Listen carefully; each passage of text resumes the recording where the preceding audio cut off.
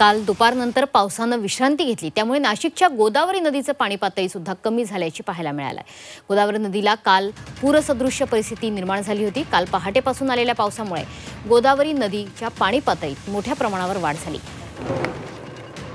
पुराचं चिन्ह म्हणून ओळख असलेल्या दुतोंड्या मारुतीच्या कमरेपेक्षा वर पाणी आलं होतं। मात्र आताची परिस्थिती जर बघितली तर गोदाघाट परिसरात भाविकांची गर्दी होताना बघायला मिळते।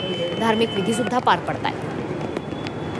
याचा आढावा घेतलाय आमचे प्रतिनिधी सागर गायकवाड यांनी। काल दुपारनंतर पावसाने विश्रांती घेतल्यानंतर आता नाशिकच्या गोदावरी नदी पाणी पातळीत कमी झालेली आहे। आता मी नाशिकच्या गोदाकाठी परिसरामध्ये आहे। तर जर बघितलं तर ही सगळी परिस्थिती आता जर बघितली तर पूर्ववत आलेली आपल्याला पाहायला मिळते। खरं तर काल ह्याच वेळेला गोदावरी नदी पाणी पातळीत वाढ झाली होती। पूर सदृश्य परिस्थिती होती। पुराचं इंडिकेटर म्हणून ओळख असलेल्या दुतोंड्या मारुतीच्या कमरे एवढं पाणी आलेलं होतं। मात्र काल दुपारनंतर पावसाने उघडीप घेतली आणि गोदावरी नदी पाणी पातळी जी आहे ती कमी व्हायला सुरुवात झाली। आणि आता या दृश्यांमध्ये जर बघितलं तर गोदावरी नदी पाणी पातळी कमी झाल्यानंतर हे सगळं पूर्ववत झालेलं आहे।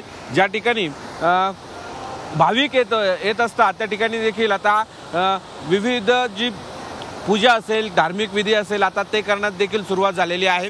काल मात्र या संपूर्ण परिसरामध्ये पाणी वाढलेलं होतं आणि यामुळे या ठिकाणी येण्यासाठी भाविकांना मज्जाव केला होता। त्यानंतर आता जर ही दृश्यांमध्ये बघितलं तर अनेक भाविक हे गोदामाईचं दर्शन घेताना आपल्याला पाहायला मिळत आहेत। अनेक भाविक जे धार्मिक विधी आहेत ते देखील करताना आपल्याला पाहायला मिळत आहेत। मात्र आज देखील पावसाचा नाशिकमध्ये इशारा देण्यात आलेला आहे। आज देखील पाऊस पडण्याची शक्यता वर्तवण्यात आलेली आहे। त्याचबरोबर नाशिकच्या गंगापूर धरणातून सकाळीच 500 क्युसेसचा पाण्याचा विसर्ग करण्यात आलेला आहे।